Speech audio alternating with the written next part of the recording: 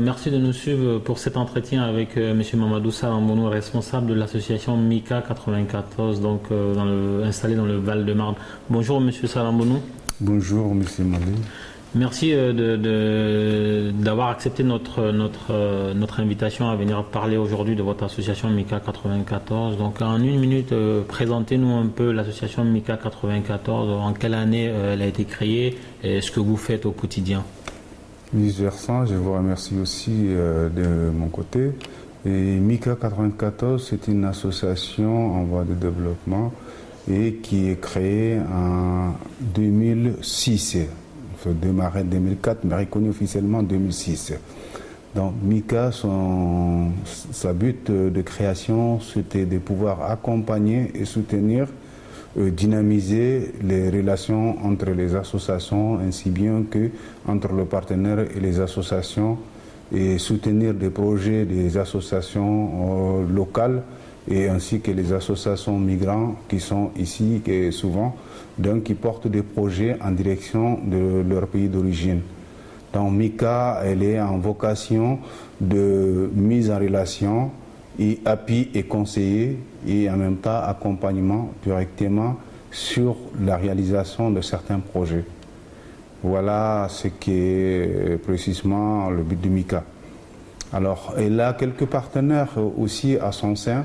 MICA est au sein du Forum social d'Ivry-sur-Seine dont je suis le président, cette locale dont nous sommes, qui regroupe 46 associations françaises ici à Ivry-sur-Seine, mais qui sont aussi, chacun d'entre elles, à un but bien précis et dans le cadre d'actions humanitaires, afin de pouvoir aider les uns et les autres dans le parcours de leur projet ou dans une difficulté bien précise, que ce soit au niveau national en France et que ce soit au niveau international.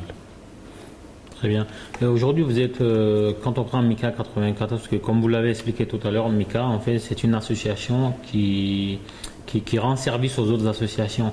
Mais au sein de MICA 94, même, vous êtes au nombre de combien de personnes, combien de membres? Bon, en fait, les créateurs de MICA, c'est au nombre de 25. Donc, on n'est pas si nombreux que ça. Mais elle l'a entouré avec beaucoup des associations.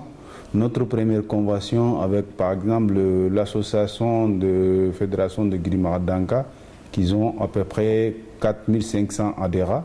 Donc, on est arrivé quand même pendant un an à animer, à sensibiliser, à lever toute équivoque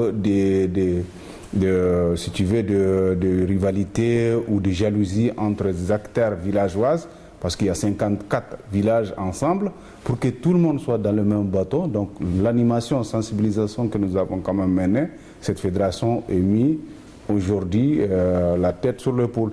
Donc il fonctionne à 100%. Et ensuite nous avons aussi DCF. DCF, c'est l'association de jeunes nés en France et de jeunes nés au Mali, précisément dans la commune de Fegui, qu'on arrivait aussi à synergiser leur actions ensemble pour qu'ils puissent travailler ensemble directement. Donc, mais avec leur association villageoise, notamment l'association de développement de Fegui également, afin qu'ils puissent dépenser tous les problèmes, qu'ils puissent développer des actions au niveau de Fegui en direction de développement. Donc il y a aussi ADESAF. ADESAF, c'est une association pour le développement de la francophonie, mais qui est ivrien, qui est en convention avec MICA en ce moment aussi, qu'on accompagne les autres associations ensemble en matière d'études, en matière de recherche financière, etc.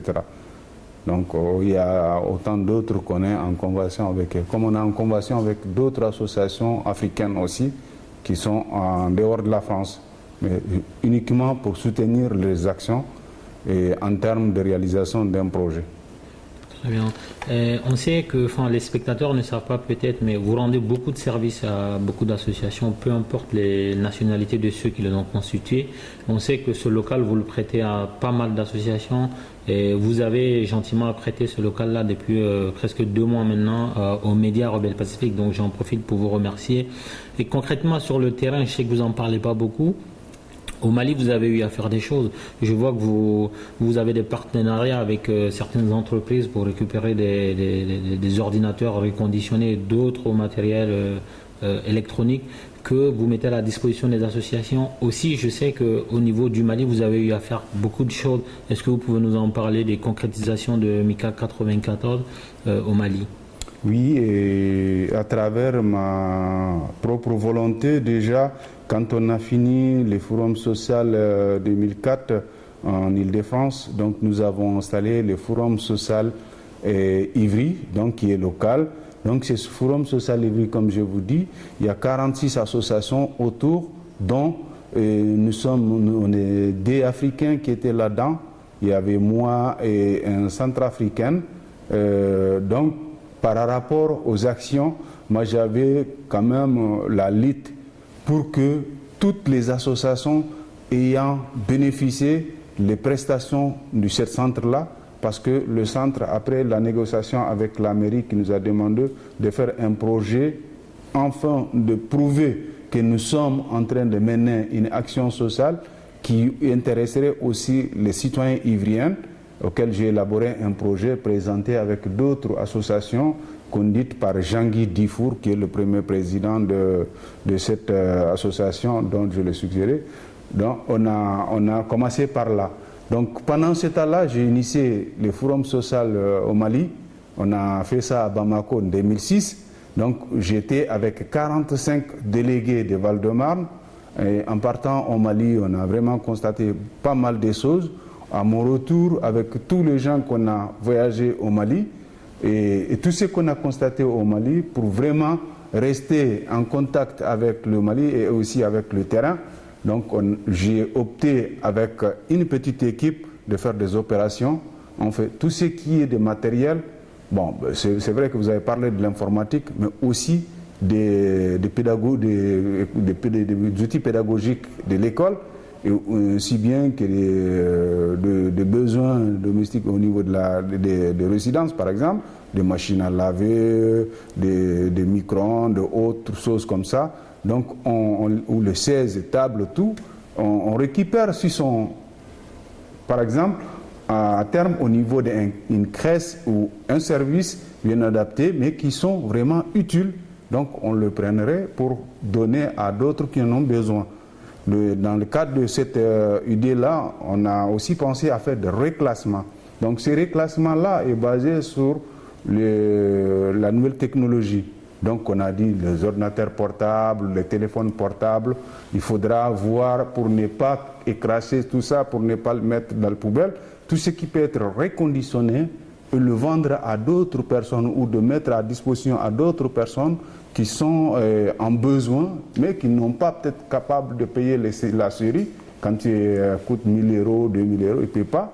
Mais quand tu es reclassé avec des nouveaux matériels, il pouvait peut-être être utile à la service des publics qui sont, ce qu'on peut dire, le coût social diminue, même si ce n'est pas une sabotation, mais c'est une question de moyens financiers, parce que vous savez que le pouvoir du marché, le pouvoir d'achat du marché, tout le monde n'est pas le même égalité des forces et des moyens financiers de pouvoir investir comme ils veulent.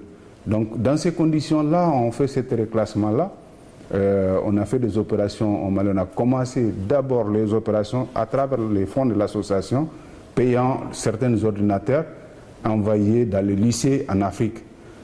Précisément, on en a fait à Congo et Pointe-Noire, et on en a fait aussi au Cameroun, on a fait au Togo, on a fait au Bénin, on a fait au Mali, et précisément la région de Caille, et avec deux lycées.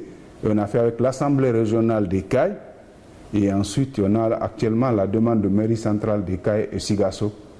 Donc ici au niveau de la France, Donc on fait aussi des opérations auprès des associations. Il y a différentes associations qui passent et qui nous disent voilà, on a besoin d'équiper nos locaux. Donc voilà, et selon notre moyen aussi, à ce sujet, on discute et puis nous, on apporte ce soutien-là en fonction des moyens qu'ils disposent. On cherche à adapter leurs moyens à une réalité de l'équipement dans leur service.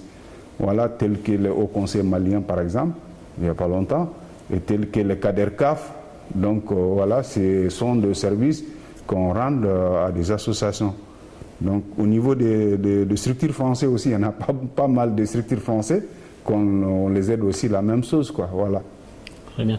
Et aujourd'hui, vu l'utilité, enfin, votre association est d'utilité publique, si admettons quelqu'un qui vous regarde à travers un média et qui se dit « Ah, moi j'ai envie de m'engager auprès de Mika 94 pour continuer le combat », comment ils peuvent vous contacter? Et puis, est-ce que c'est possible déjà que de nouvelles personnes puissent intégrer votre structure et continuer le combat que vous menez?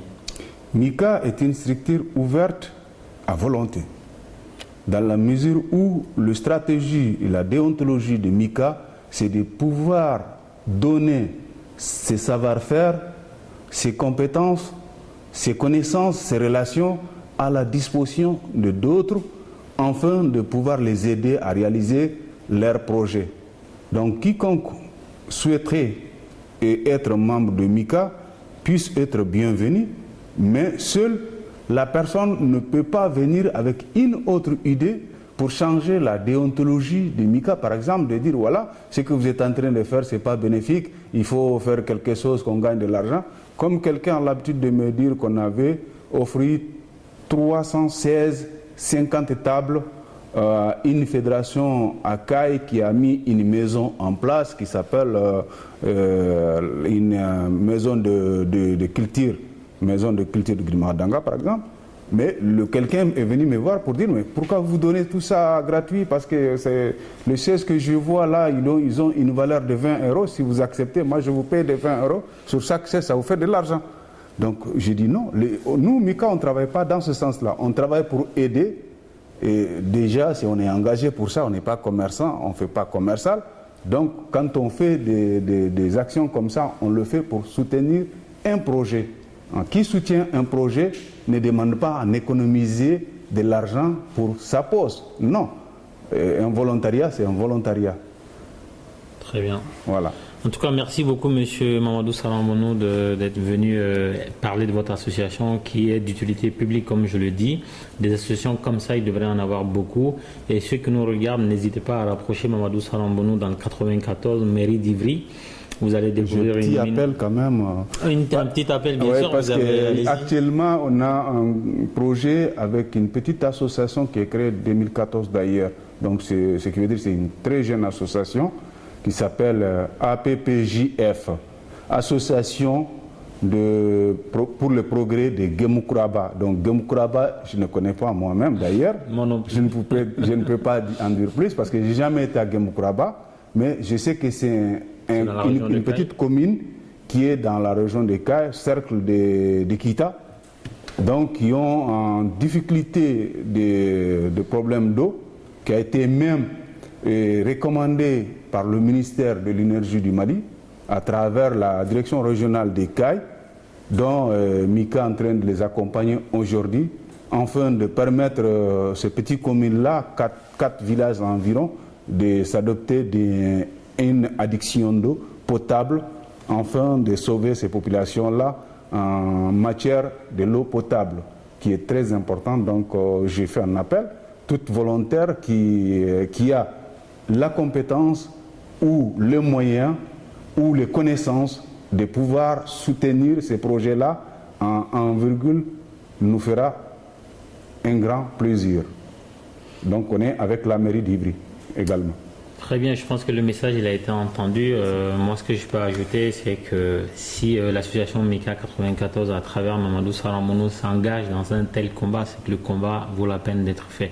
Donc, si vous avez la compétence, comme il a dit, ou les moyens, vous voulez vous engager pour que ce village-là puisse avoir une adduction d'eau, n'hésitez pas. Tout ce que vous faites aujourd'hui, vous le récolterez demain. Sur ce, je vous remercie de nous avoir suivis. Grâce à la caméra de Babadem de l'association ADEM France, Tous les spectateurs de RP Média, on vous dit merci et à la prochaine. Merci.